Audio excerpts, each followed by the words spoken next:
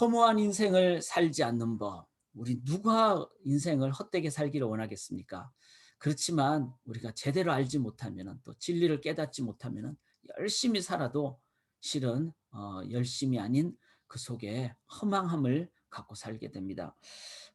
우리가 법 없이도 사는 삶도 얘기할 수 있습니다. 내가 평생 살면서 착한 일 하며 또 즐겁게 살고 참 나는 참 의미 있게 살았다. 이렇게 얘기할 수도 있습니다.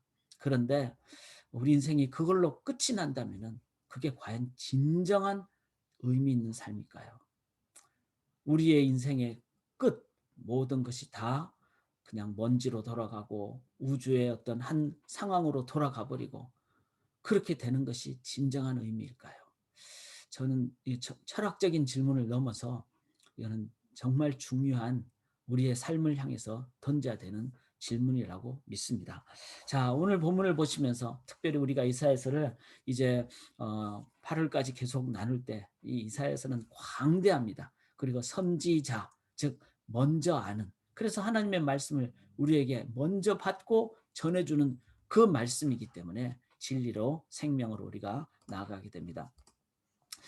혹시 우리의 삶을 살면서 허무한 삶을 살고 있지 않는지 우리가 한번 살펴보아야 됩니다. 여기 24절 먼저 한번 보시면요. 보라, 너희는 아무것도 아니며 너희는 허망하며 너희를 택한 자는 가증하니라. 여기서 너희는 누구를 가리킬까요?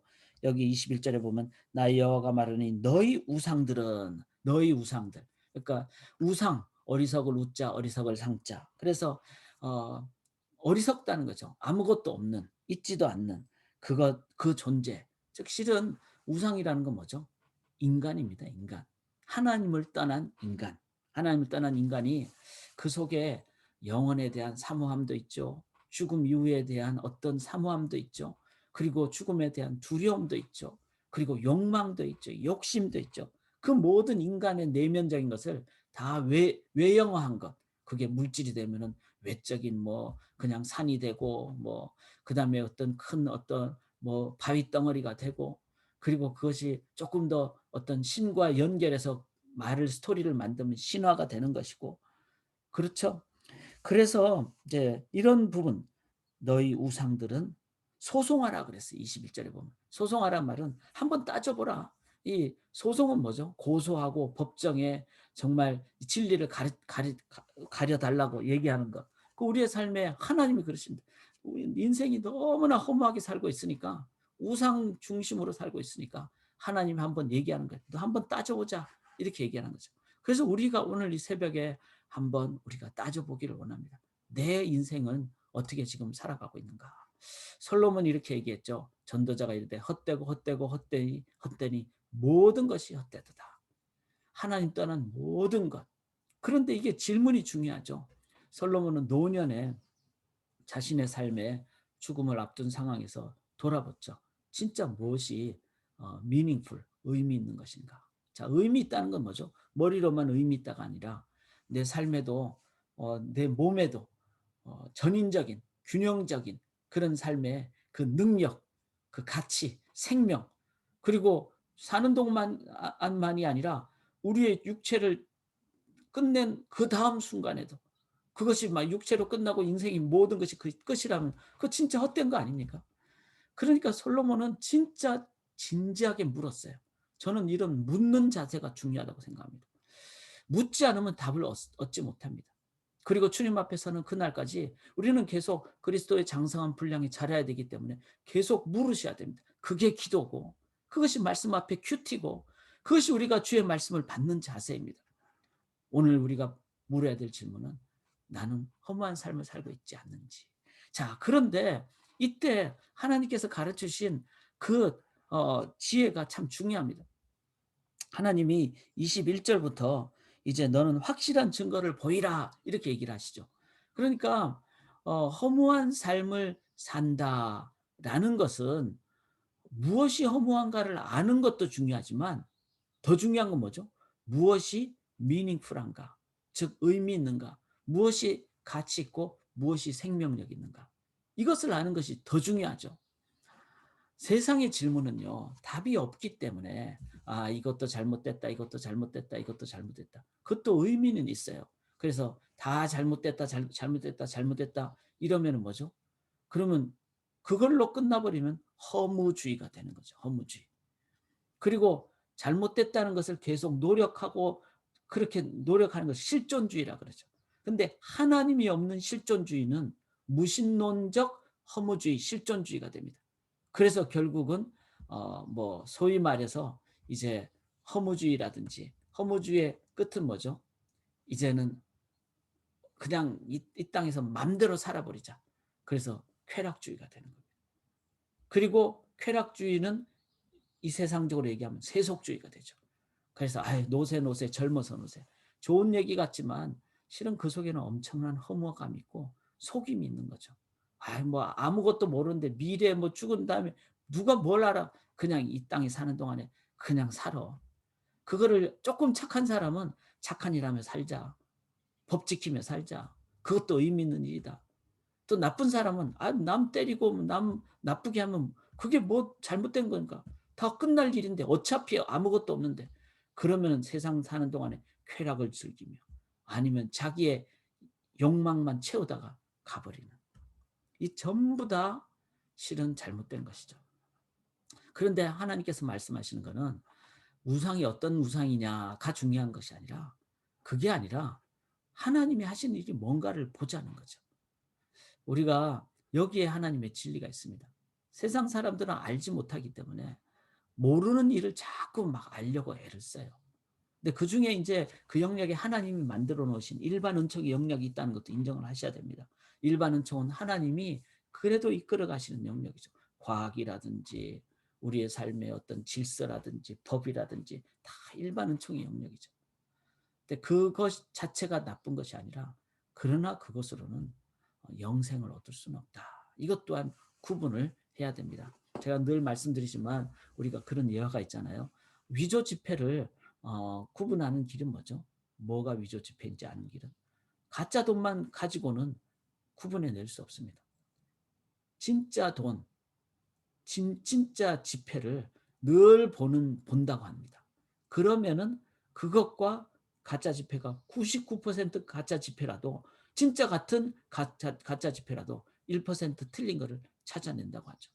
마찬가지로 우리가 하나님이 하신 일이 뭘까? 자, 22절에 보면은 장차 당할 일을 우리에게 진술하라. 하나님 말씀하죠. 자, 장차 당할 일은 뭐죠? 미래에 관한 얘기잖아요. 우상이 할 수 있습니까? 너는 이렇게 되면 된다. 뭐 점집에 가가지고 그렇게 뭐 이사를 몇 날 몇 시에 가라. 그거는 하나의 어떤 통계, 동양 철학은 통계적인 부분이 많아요. 그러니까 그건 저도 할 수 있는 일이에요. 통계를 보면. 그러나 통계가 다 맞습니까? 절대로 안 맞죠. 그리고 과거에 그렇게 됐다고 미래에 꼭 그렇게 되지 않습니다. 장차 당할 일을 진술하시는 분은 살아계신 시간의 주인 되시는 하나님밖에 없습니다. 5초 후를 제가 안다면요. 아마 제가 이 세상에서 제일 큰 부자가 될 겁니다.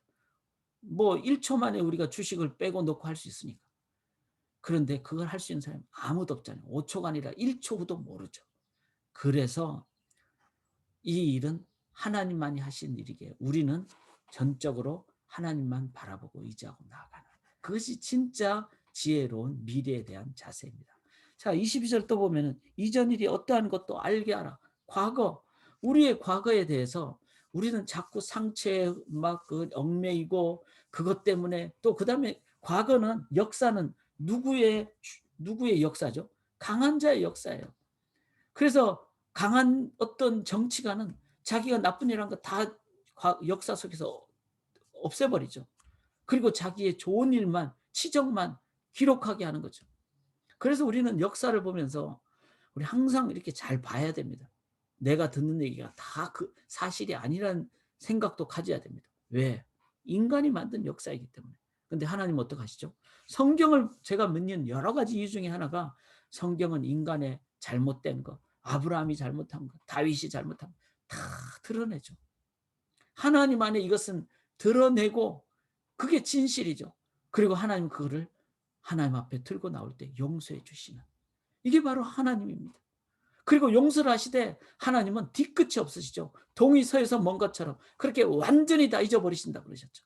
그러므로 이전 일이 어떠한 것도 아니고 이 과거사에 대한 완벽한 정리를 해주시는 분, 사실과 정리를 해주신 분, 우리 살아계신 역사의 주관대 되시는 하나님밖에 없습니다. 23절 보시면 뒤에 올 일을 알게 하라. 그리하면 너희가 신들인 줄 우리가 알리라. 또 복을 내리든지 재난을 내리든지 하라. 자, 복을 내리든지 재난을 내리든지, 이건 뭐죠? 축복과 심판. 이 일을 하시는 분은 누구죠? 하나님 한 분밖에 없습니다. 하나님은 결국은 그 우리가 기도하는 기도 한 톨도 땅에 떨어뜨리지 않고 다 하나님은 그것을 계수하시고 응답하십니다. 사랑하는 여러분, 이 하나님은 정확하신 하나님이십니다. 그래서 그 하나님 앞에 설 때, 하나님 의지할 때 우리는 죄에 대한 해결, 그리고 축복에 대한 하나님의 인도함을 받습니다. 목숨 걸고 예배자가 되어야 됩니다. 목숨 걸고 오늘도 믿음으로 사셔야만 합니다. 25절 한번 보시면요. 내가 한 사람을 일으켜 북방에서 오게 하며 내 이름을 부른 자를 해돋는 곳에서 오게 하였나니. 자, 여기서 한 사람은 당시의 상황은 어제 본문과 계속해서 연결해서 우리가 나눴듯이 지금 이제 남쪽 유다가 멸망하기, 바벨론으로부터 멸망하기 약 100여 년 전에 이사야 선지자를 통해서 말씀하십니다. 그런데 100여 년 후에 바벨론으로부터 멸망을 해도 멸망한 지 70년 후에 다시 누구를 일으켜서 메데 파사, 즉 페르시아의 고레스 왕을 일으켜서 이스라엘 백성들을 회복시켜 주잖아요. 다시 이스라엘로 도개하죠.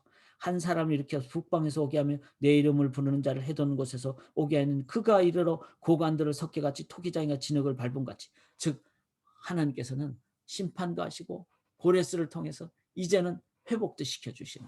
그런데 이 고레스는 누구죠? 바로 메시아 예수 그리스도의 그림자의 역할을 하는 자입니다. 하나님은 역사 속에서, 죄악된 역사 속에서 구원을 선포하시고 베푸시고 이룩하시는, 성취하시는 하나님이십니다.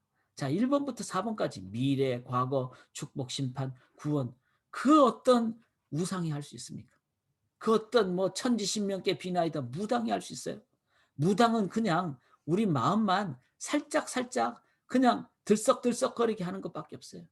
그리고 더 심하게 얘기하면 무당도 마귀의 그 도구가 될 수 있기 때문에 무당도 신내림 받을 수 있죠. 인간이 하나님 형상을 받았기에 그 하나님 형상을 떠나면은 마귀가 그 속에 그 마귀의 어떤 그 권능, 그건 하나님은 아니지만 인간보다 뛰어난, 그래서 신내림 같은 그런 것도 할 수 있는 거죠. 거기에 속아 넘어가서는 안 된다는 겁니다. 자, 26절 한번 보십시다. 누가 처음부터 이 일을 알게 하여, 처음부터 이 일을 알게 하여 우리가 알았네요. 누가 이전부터 알게 하여 우리가 옳다고 말하게 하였느냐. 알게 하는 자도 없고 들려주는 자도 없고 너희 말을 듣는 자도 없도다. 이 뭐죠? 처음부터, 창조 이전부터 계신 하나님, 그 삼위일체 하나님, 그 하나님의 완벽하신 하나님, 그리고 우리가 죄를 졌을 때 선지자를 통해서 말씀 주시고, 그리고 주님 다시 오실 날을 말씀해 주시는 reveal이라고 하죠. revelation, 즉 계시, 말씀. 누가, 여러분 어떤 신화가, 공부하는 사람 다 나와보라 그래 보세요. 어떤 뭐 인류학자가 여호와 하나님, 삼위일체 하나님의 이 성경 말씀과 비교할 수 있는 것을 얘기할 수 있겠습니까? 이슬람의 코란 다 가짜입니다. 그는 하나님의 말씀을 인간이 살짝 변경한 것이죠. 그래서 그 속에는 악이 있는 거고 답이 없는 거죠. 하나님의 말씀과 비교할 수 있는 어떤 이념서적, 철학서적, 어떤 종교의 경전이 있습니까? 아무것도 비교할 수 없습니다. 결론은 뭐죠? 이 중간중간에 24절에 보라 너희는 아무것도 아니고, 그 다음에 28절에 보면 내가 본 적 한 사람도 없고 내가 물어도 그들 가운데 한 말도 대답할 좋은 자가 없도다. 하나님 앞에서 결을 어떤 우상이, 어떤 종교가 있습니까? 한 존재도 없습니다.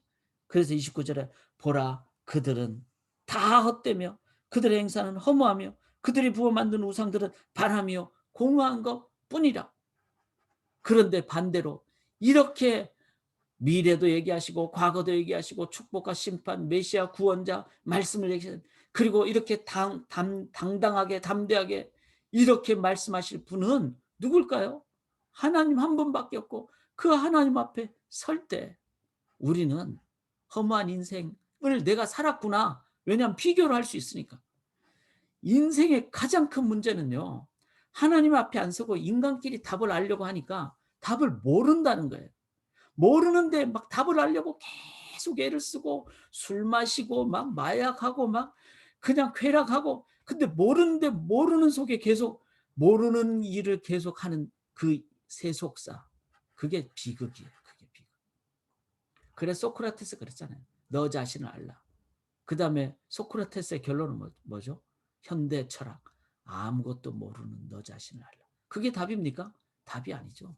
아무것도 모르는 일을 아는 것은 답이 아니라 이제 답으로 가는 하나의 전환점일 따름입니다. 그런데 인생은 그 전환점에서 하나님 앞으로 나가야 되는데 어떻게 나가야 될까요? reveal, 즉 하나님의 말씀이 우리에게 왔을 때, 즉 그래서 우리가 말씀을 증거해야 된다는 거죠.